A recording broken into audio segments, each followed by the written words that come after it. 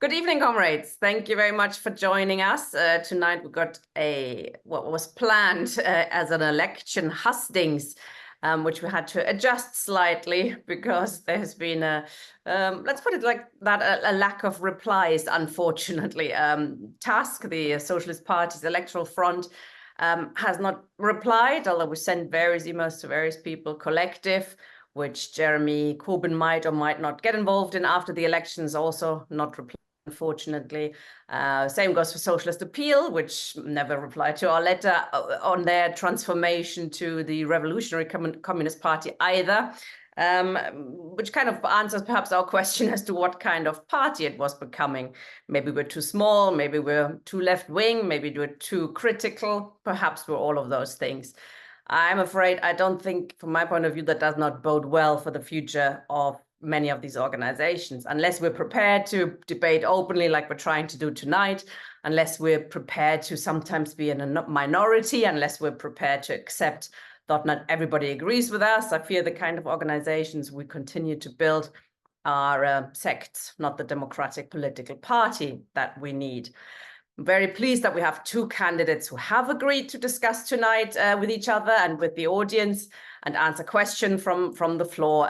We will soon be joined by Chris Williamson, who's still out canvassing and will be joining us by 8 p.m. the latest. So we're starting tonight with Caitriona Rylance, who's a candidate for Communist Future in Manchester.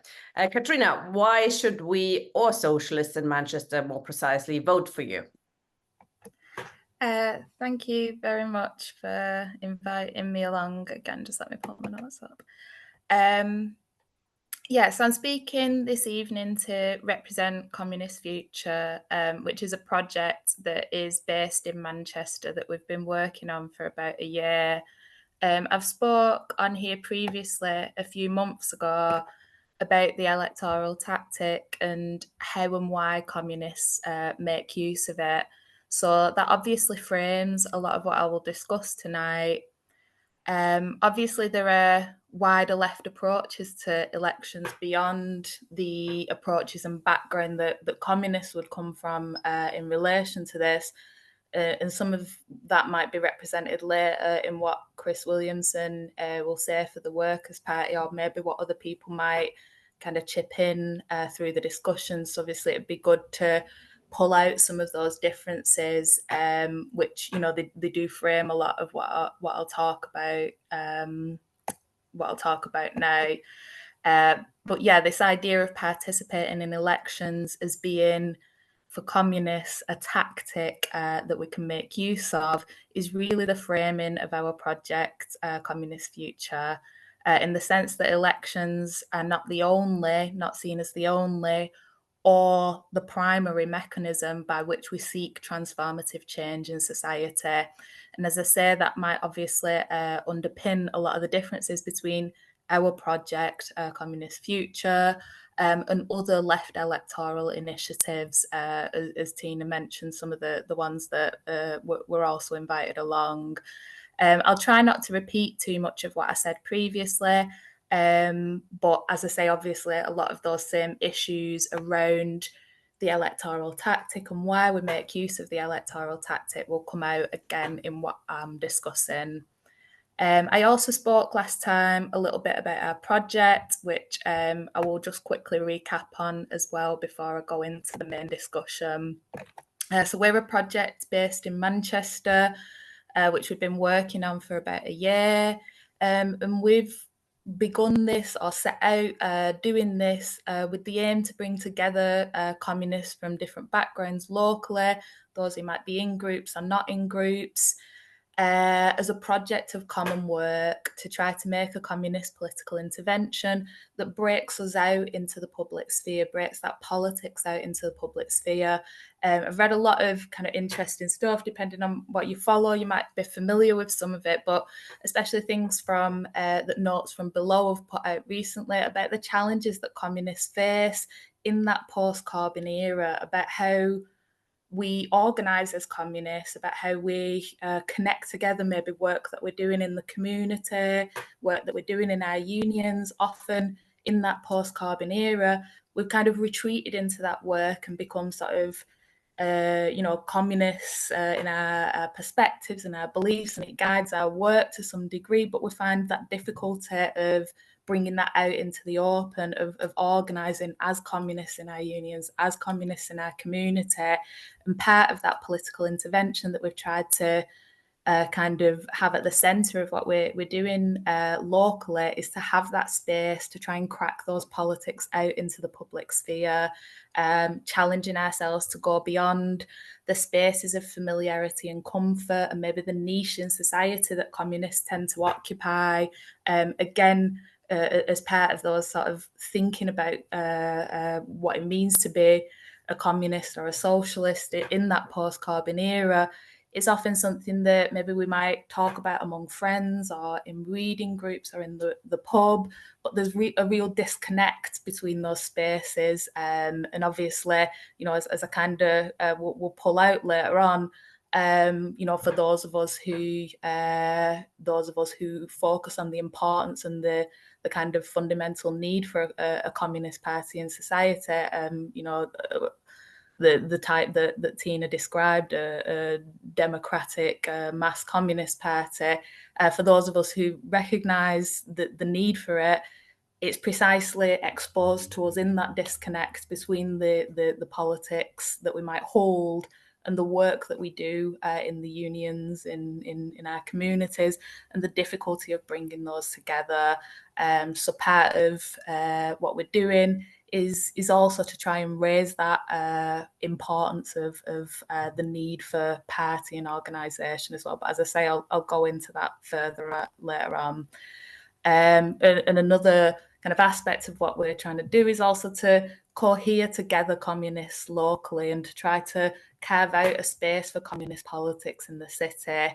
Standing in the election is kind of one way that we're looking to do that, but there's many other ways that hopefully after things have calmed down a little bit after the election, we can start to think about other things and other work that we can do as part of that.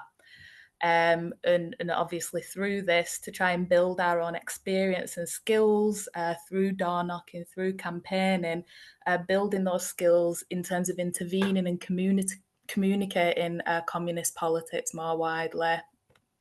So as part of our project, we're standing one candidate. So I'm going to be the candidate in the ward, Manchester Central. As I say, we're just standing one candidate this time.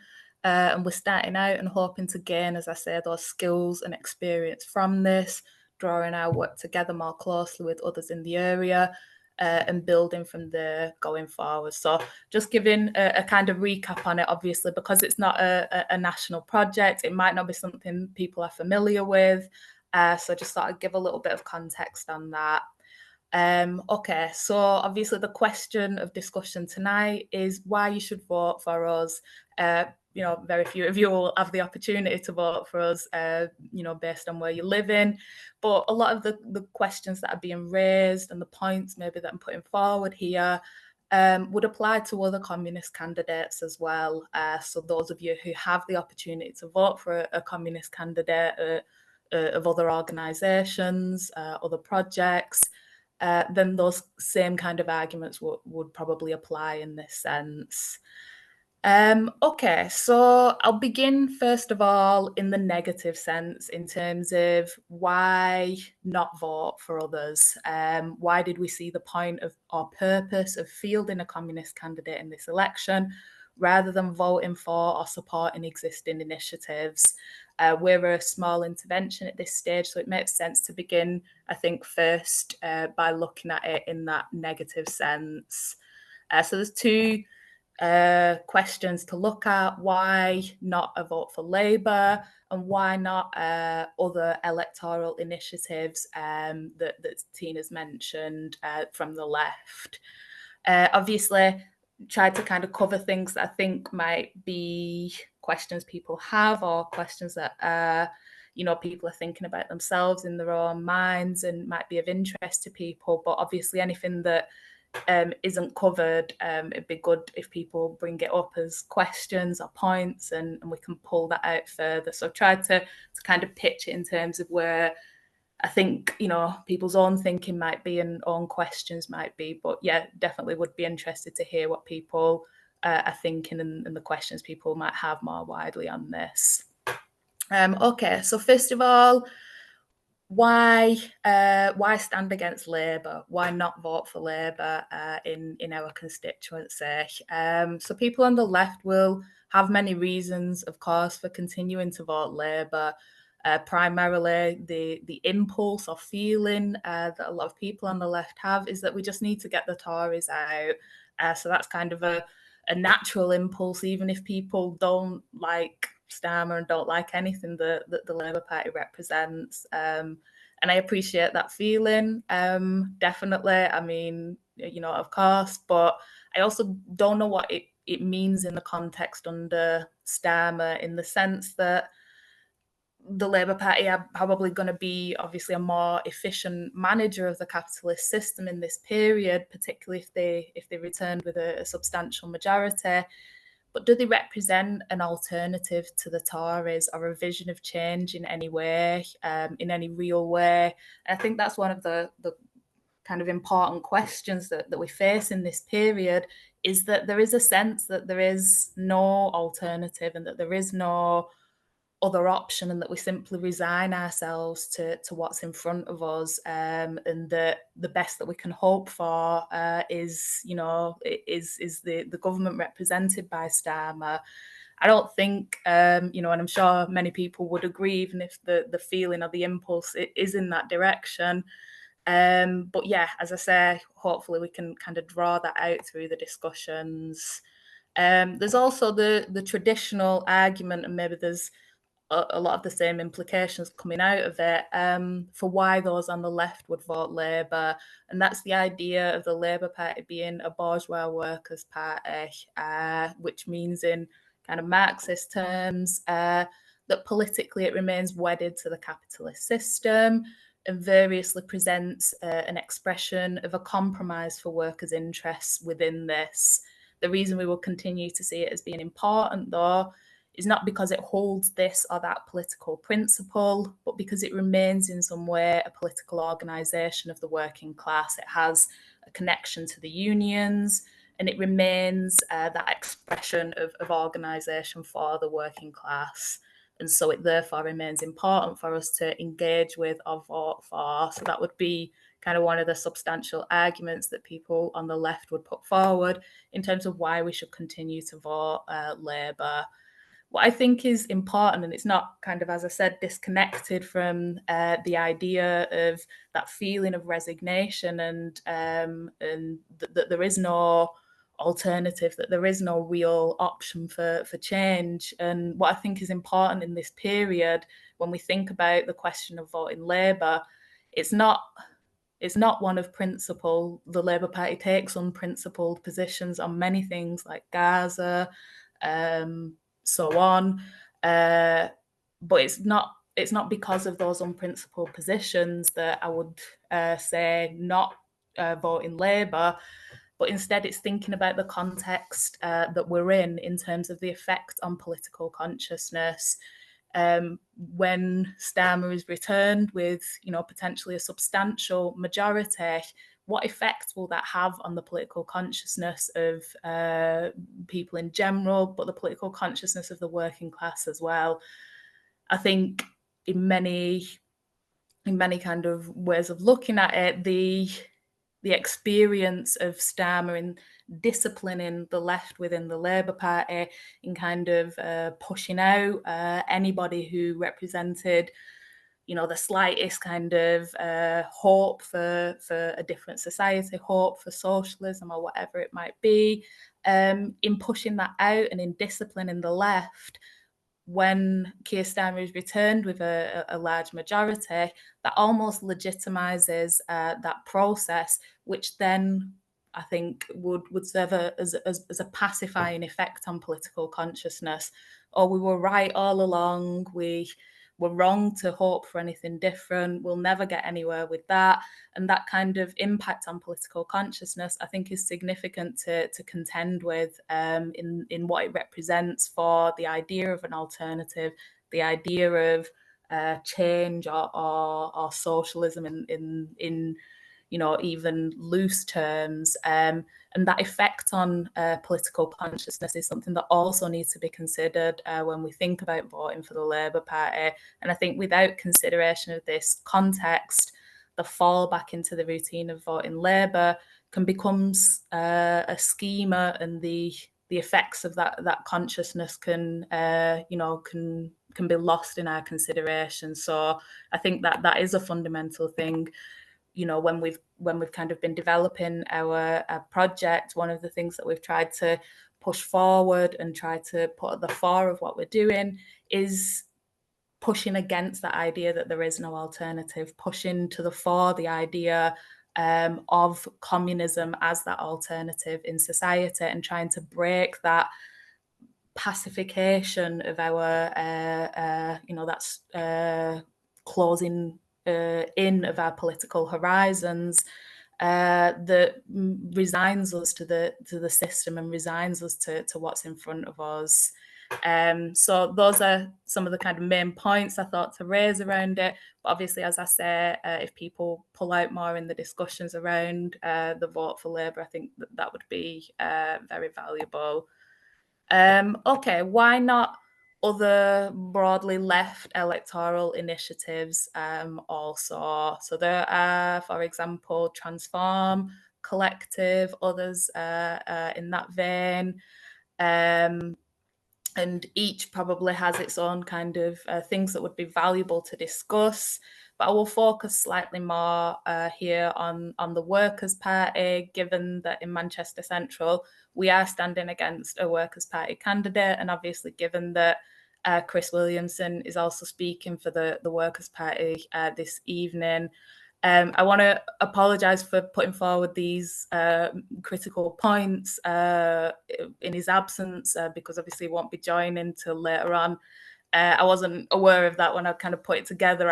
Obviously, it's preferable if you can present those criticisms openly and as a basis for discussion. But maybe if there's people who are listening who are supportive, then they might be able to pick up and respond to some of these points. Yeah, okay. So I want to say very clearly, first of all, from my own perspective, that I think there is an absolute logic and legitimate reason for voting for them, voting for different electoral initiatives, but specifically for the Workers' Party in this context. And I understand why people will do that. They clearly and fundamentally raise the issue of Palestine, which is fundamental in this period. And they also raise important arguments around imperialism and NATO, which are also significant. Having representatives from the Workers' Party in Parliament would provide a clear platform to challenge the government on these issues. That would create publicity in the media and would expose more people to those arguments, and that absolutely has value.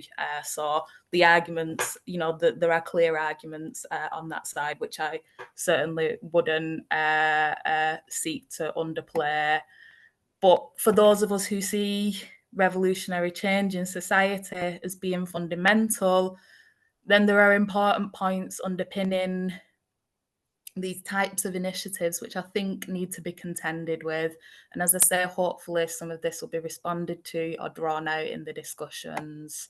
So the fundamental critique of these projects from my perspective, or from a communist perspective more broadly, the critique of these projects to, that the left should orientate itself towards building electoral initiatives and electoral formations, is the idea of socialism from below versus socialism from above. So it's the question of upon what basis do we form parties and what purpose do they serve?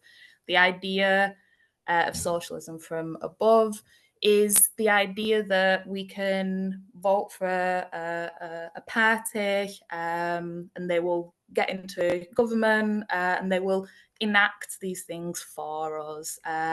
Obviously, it can take, socialism from above can take other forms as well, but it's the idea that it's something that will be done on our behalf, that we will take a more passive role in transformation or change, and that it doesn't require our self-organisation. It doesn't require us to self-organise as the working class in order to push for and develop transformative change.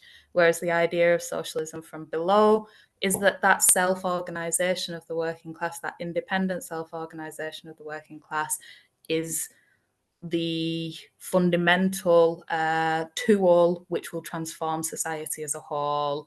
And that difference is important in these electoral initiatives. Obviously, as I kind of tried to pull out last time talking about the electoral tactic, it's somewhat of a danger for any of us who participate in elections, because immediately when you begin to participate in elections, there's the automatic assumption that you therefore believe this to be the primary expression of how change will happen in society. So it's something that we all contend with, but I think in terms of analysing the basis of how we see agency in transformative change, when we look at these electoral initiatives like Transform, like the Workers' Party, they're not in many senses an expression of socialism from below. They're not an expression of the self-organisation of the working class, but they're an expression of socialism or progressive reforms that will be handed to or done on behalf of the working class. So this is the position from which communists generally would criticise electoral initiatives like the Workers' Party, I think. Obviously, there's many other criticisms people might want to bring up in terms of the political expression, the political basis of these also. But it's criticism of the vision of change, both, as I say, in terms of the politics that are expressed, but also in terms of the strategy that is contained within it about how transformative change might happen, about who are the agents of that change and what are the mechanisms of that change. So will it be delivered to us by someone taking power on our behalf, by organisations or parties taking power, or is it something that we will need to organise together for, in which case the party itself would be the space and the vehicle within which we organise together to take power collectively. So it's a very different vision of the way that we see agency, revolutionary strategy, and transformative change in society. Obviously, as I say, there are also and inseparably, so there are political criticisms that we can also put forward that relate to that idea of how we see change in society and what even that change might be that we recognise. I think obviously socialism as an idea is raised by a lot of Workers' Party candidates. But there are also many, many more that will not talk about socialism or capitalism or class, despite the name of the initiative. And I think if we think about the function of engaging in elections, obviously there might be many different functions, but if one of those is in terms of political consciousness, education, propagandizing, the political content that's being advanced there for those of us on the left, it's not the expression of politics that many of us would actually hold. There is little discussion of socialism or capitalism, and it is more a communication of a project of fairness and equality. And politically, obviously that might, for a lot of us feel a great deal better than what we're faced with right now. But is that our political project? And I think that's the fundamental question. For some in the Workers' Party, the project of fairness and equality might summarise the politics, but for some in that project, the politics will be so much more than that.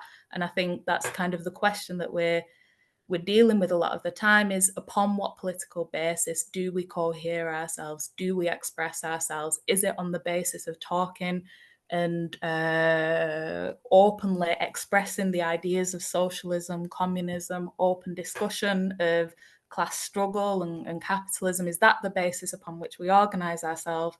Or is it more of a defensive strategy of trying to think about what's feasible or what's appealing in this current period. Okay, just let me. Yeah. Yeah, and I think there's a few points. Obviously, I don't want to kind of go too much on it if Chris isn't here to directly respond to it. But I think some of the stuff around the state, that's expressed in the Workers' Party manifesto is also important to contend with.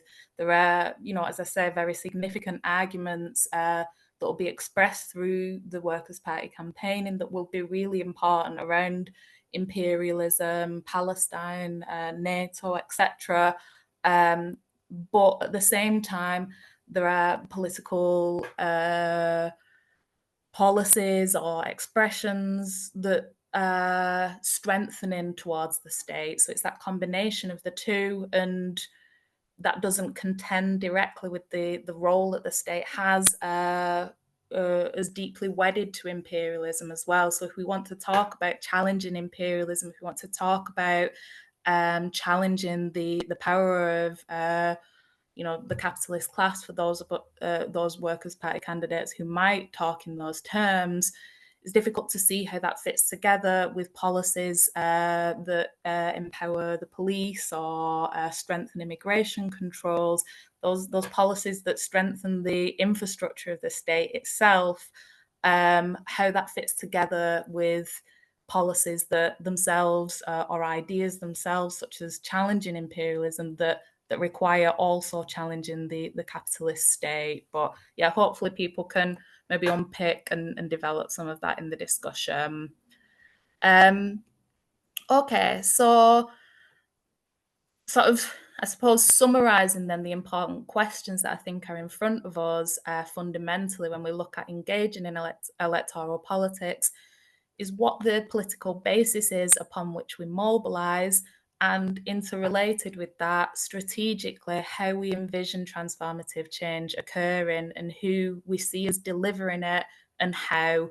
And those expressions influence and shape the type of interventions we make. And that's probably the fundamental difference, I think, that we would see between electoral initiatives like the Workers' Party, Transform and others, Collective, etc., and those candidates who are standing as communists on communist politics. For communists, as I say, engaging in the electoral tactic does bring these issues to contend with, and a lot of the discussions we've had with people locally is kind of concerns, I suppose, around that, because it suggests or puts out the idea that we would see electoral politics as the kind of primary field in which communists should organise, or as being the means by which communism can be achieved, or the primary focus of our work. So obviously, it does bring those challenges, and that is something that that as I kind of previously tried to discuss, that is why it is so central, I think, to try and strongly emphasise in any interventions that we're making, both class struggle as being the motor of transformative change, and also the transformative vision of society, the communist future that we look towards in everything that we do, keeping those two things central in our political expressions. Okay, so finally, just thinking a little bit more positively about the argument for why you should vote for communist candidates, or why you should vote for Communist Future if you're in Manchester Central. Obviously, we're working at a small scale and local scale, and we're trying to cohere together communist forces locally, raising a communist platform and trying to carve out that space in the public sphere for a communist presence, trying to build communist consciousness. But obviously, we're aware of the limits within that. It's a local project, and that's absolutely not sufficient in terms of what we face in this period. What we need is a a national initiative, a national project. But what we would see for ourselves locally is that this can provide the basis from which to kind of prepare some of that ground. So doing the groundwork in cohering communists together locally, alongside work to try to cohere things together nationally, so that when we're able to make moves towards national initiatives, we have that basis of communist politics. We have that culture of discussion, of open exchange locally that would allow us to kind of feed into and provide the basis for establishing that locally. So obviously I'm talking here about a communist party when we're thinking about that as a national initiative. And as I say, as I kind of said at the start, the electoral tactic is only one part of the work that can be done to create that communist presence within the public sphere. And obviously, when things have calmed down a little bit after the election, it will be good, for us locally to think about some of the other things that we can do to create that open public culture of communist politics in the city. So essentially, in standing as a communist candidate, in making a communist intervention, we are asking for a degree, that might be the politics that a lot of us hold, but because we're in a period of constant crisis, I think it's understandable in some ways that a lot of us become very used to putting our own politics to one side. We face economic crisis, we face cuts, we face war, we face all of these different things occurring, and we become very used to putting our own politics to one side. We will support this group. They're not our politics, they're not the political expression of the change that we think needs to occur in society, but we just need to deal with this thing right now. We've become in a state of constant crisis and emergency, and we become very used to suspending or putting our own politics to one side. We become almost in a constant state of exception where we sort of take on the strategy or the approach that we will just focus on this thing right now, and then we will think about the transformative change that needs to happen. Or we might engage in this coalition, or we might join with these forces, and we might keep this bit of our politics for another time or another expression. But I think if you think about the results that approach, it's almost it's something that I certainly kind of sympathize with. It's an instinctive response to the kind of constant crisis and the constant difficulties that we face. But I think if we look at the history and the results of that approach over time, then we see a constant defensive position for the left, a constant experience of retreat where we're simply defending this, that, and the other, and we're constantly on the back foot. Reformist solutions, particularly in this period that we're in of the rollback of the welfare state that we've experienced and the constant crisis that we've experienced, reformist solutions fundamentally in this period of crisis presenting themselves as unable to make any ground on any of these points. And if we continue to take on that defensive perspective, if we continue to see, endorse that position as the left, that we'll just defend this for now, and then we'll move forward and advance our transformative expression or a real kind of revolutionary politics.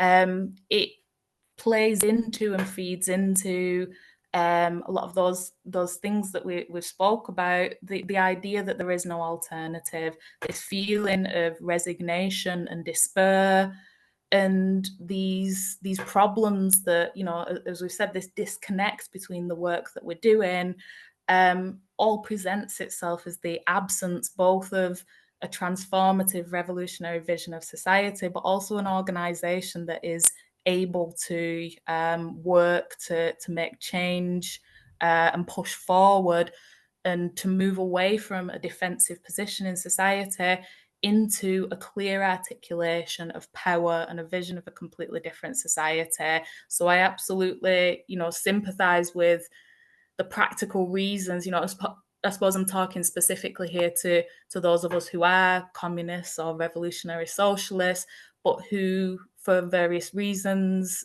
do continue to participate in or support these kind of broader electoral initiatives. I sympathise with the feelings behind it, but I think in terms of the experiences we've had, respect, etc. We've had these things responding to the war in Iraq, responding to different things, and we've constantly kind of had the similar outcomes from it. And I think weighing it up, we see in the kind of absence there of our transformative politics. We're seeing the left in that position of defence all of the time and losing that clear articulation of power in society. And that's why I think it's important to have communist interventions that clearly break from that and that clearly articulate the politics of power, articulate the politics of transformative change in society. Okay, so I'll just finish briefly now. I've talked for quite a while, sorry. I'll just finish now by saying practically what does a vote for us mean. We're not going to get elected. You're not going to have a communist MP. So practically, what does it mean to vote for us? Why vote for a communist? Obviously, I'm talking about us in terms of communist future. I'm also talking more broadly about other communist candidates. So in this election, more communists are standing now than there have been for 30 years. So more of you will have the opportunity to deal with the question of whether you will vote for a communist in this election or not. And obviously that intervention that we're trying to make here is to raise that platform and raise the banner of communism, to make a propaganda-based intervention that clearly shows and clearly states and raises communism as the alternative, that moves us away from that defensive association of the way that many people would associate the left as being in that defensive position, having that defensive politics. It's trying to break with that, trying to present and state clearly communism as an alternative there. Something that we have also tried to raise in our intervention is also the need for organisation, and that's organisation in terms of a communist party. And obviously that is an intervention that is more directed at specific people within the constituency who will be organising in the communities, who will be organising in the unions, and it's trying to reach those people and advance that argument. So those are the kind of two key things upon which we've stood, and two key interventions that we've tried to make through that. Practically, a vote for us allows us to have that basis to build forward. So a vote for us and a vote for other communists will give greater publicity to those ideas, give greater opportunity to raise those platforms in the media, more likely to interview people, more likely to be able to share those ideas widely. And the more we're able to share those ideas, the more opportunity we have to reach and cohere together communists within our local areas. And that's the basis on which we're trying to stand. And that's the value of voting for a communist candidate, is to try to break away from that defensive position and to try to build. And it's not something that, when we're in this period of crisis, is very difficult to step back from that kind of immediacy and to do this kind of patient work and to take on the tasks that require patience in terms of building and cohering together a substantial communist force in society. That's what we're trying to work to start doing. And that's what I think people should endorse, should try to be part of. If you have the opportunity to vote for or campaign for communist candidates, then I think we're doing a lot of that patient work that we need to be doing to raise communism as an alternative and to make some advance on our position as a movement and the left as a whole. Thank you very much. I'm interested to hear people's thoughts. Excellent. Thank you very much, Kat. Yes, we did have a similar discussion before, but I think there's different people in the audience now as well, etc. So thank you for outlining your program, etc. And it's a breath of fresh air, I think, compared to many of the other programs we see, which are, mainly could be summed up as motherhood and apple pie, perhaps, if you want to be, they tend to focus on the minimal part of the program, i.e. the small reforms, etc. Your program, and that's been put in the chat as well, and I'm asking that question for myself, but also for Comrade Terry. It seems to focus on the maximum part of the program, which is socialism. What is socialism? Communism, how to get there, why we reject capitalism and stuff. And I think it's, you explain it very well. You explain it very user-friendly. It's well explained, but you seem to almost ignore the concrete. It can be a bit, it looks a bit abstract, actually. I'm just wondering, if somebody's pointed this out. I know you have a position on Palestine, which you put not in the manifesto, but elsewhere. Unless, for example, nothing on Ukraine in your manifesto, which could lead to criticism that it's rather abstract, not very concrete for Manchester. I mean, you do mention Manchester, but what do you make of criticism like that? That's absolutely, obviously, as you expressed, but it's definitely something that we've had a lot of discussions with people about locally as well. What we tried to do with the manifesto was try to kind of lay the basis and emphasize the kind of vision of communism itself.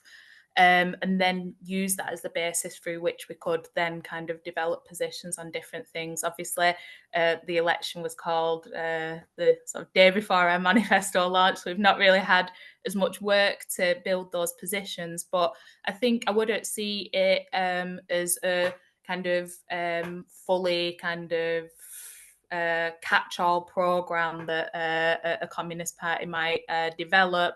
We're, I suppose, directing ourselves to make a specific intervention and raise that communist platform, raise that communist vision.